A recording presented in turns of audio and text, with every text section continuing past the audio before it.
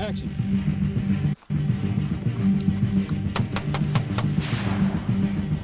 That motherfucker. How the fuck you did, man? What the fuck is that?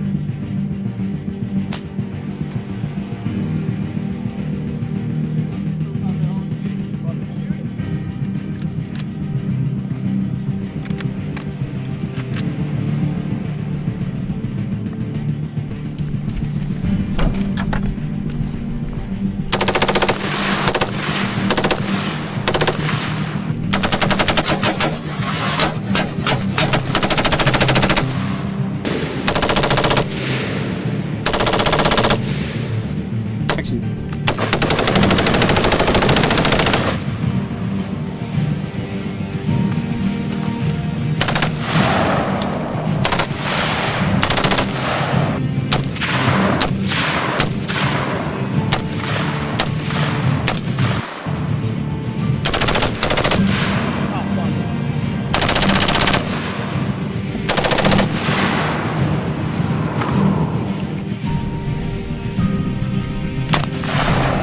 Maybe it's me.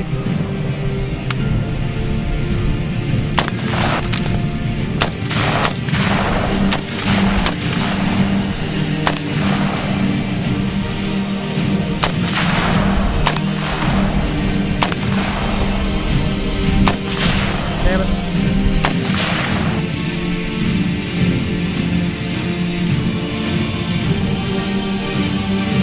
Yep.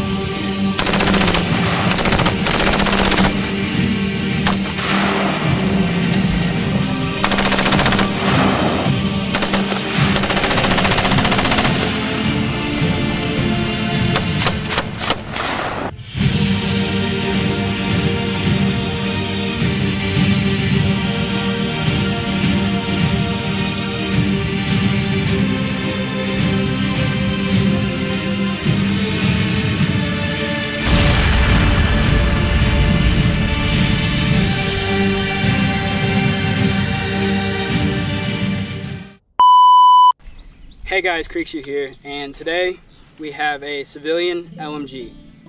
So basically, the past couple months since super safeties have been legalized, I say the past couple months, but more like a month, a lot of people have them now, and it's kind of common use. And we decided to pick a couple up for you guys, kind of showcase them on the channel. We have two different setups today. We have a regular civilian, modern general purpose rifle. And then we have a LMG setup for the super safety.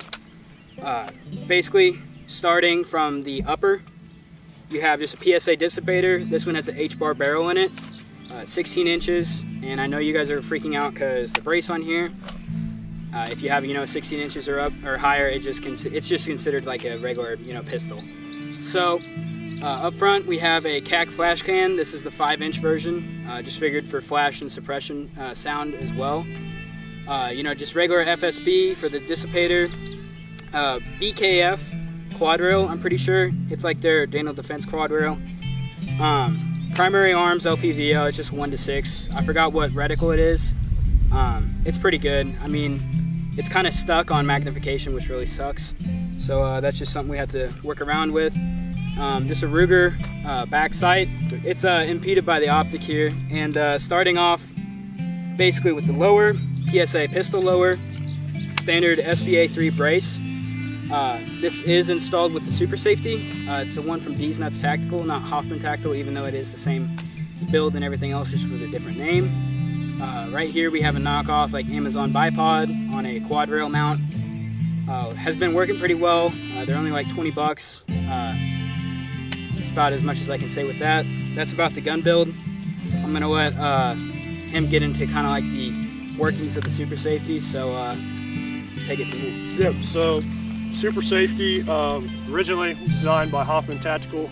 They started 3D printing what they call the super safety, and really all it is, they don't like to refer to it as a force reset trigger, they refer to it as an active trigger system. So all a super safety is a special trigger and trigger bar along with a special safety, they call it the cam. And inside there, or inside the lower, there is a trip lever that catches the bolt and uses the momentum of the bolt to reset the trigger.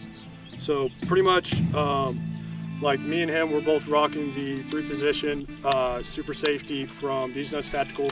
It's the one they've made. So all the way over to the right is semi, so normal function, bang, release, bang, and then over in the middle you have super safe.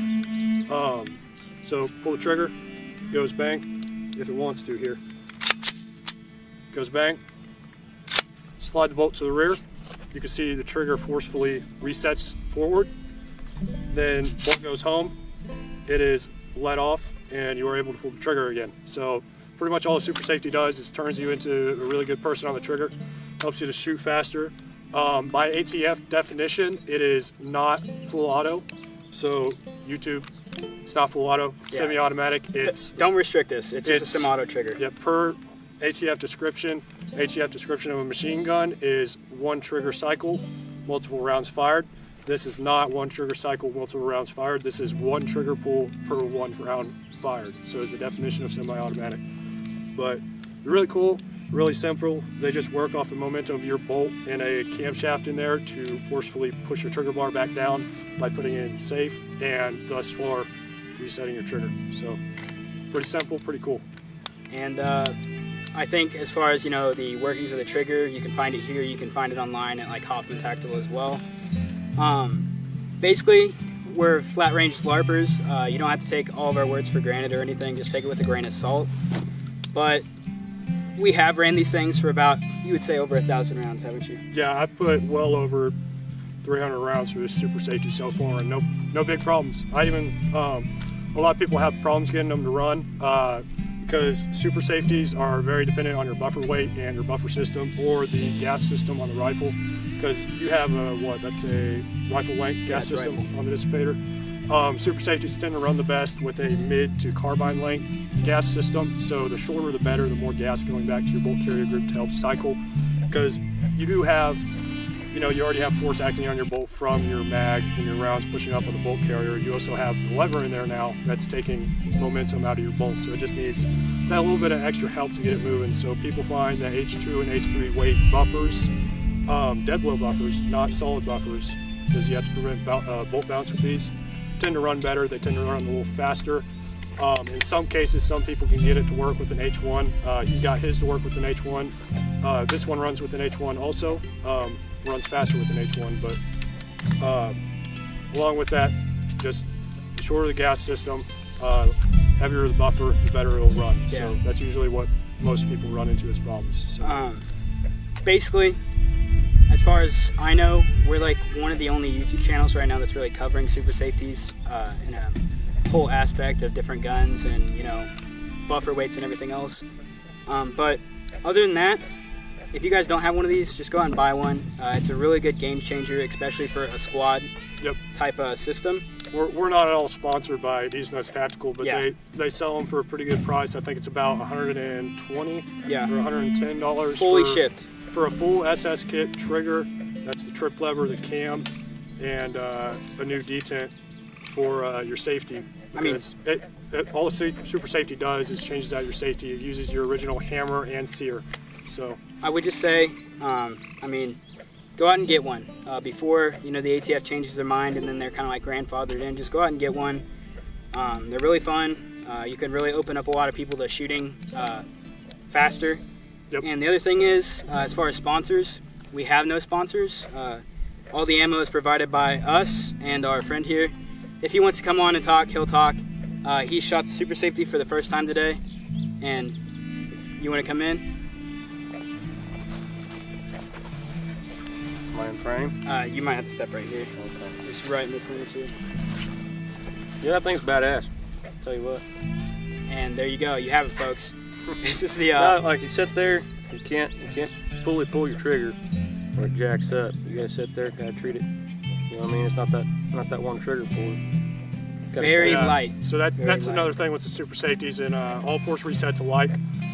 One thing that's very, you know, easy to tell that it's still semi-automatic. If you do pull that trigger to the rear and you just pin it, you're going to put a lot of extra force on that trip lever, and that bolt it's going to have a harder time cycling back, and it's going to have a harder time running. So you'll bind it up, and it won't run as good. So it's another thing try to avoid with the super safety is just trying to pin it to the rear, because that trigger has to forcefully move forward in order for it to run. Right, you pull it all the way down, you're gonna fuck it up. Yeah, you're gonna jam it. But that can easily be taught out with time on the range. And Yep. I guess, guys, that's about it. We just wanted to bring this on here and show you guys the concept of civilians actually having FA type triggers and FA type rifles and stuff for their squad. Yep. Just thanks for hanging in here. If you guys watch all the way in, thank you. Just, if you haven't subscribed already, and just go ahead and like the video. And I guess we'll see you next time.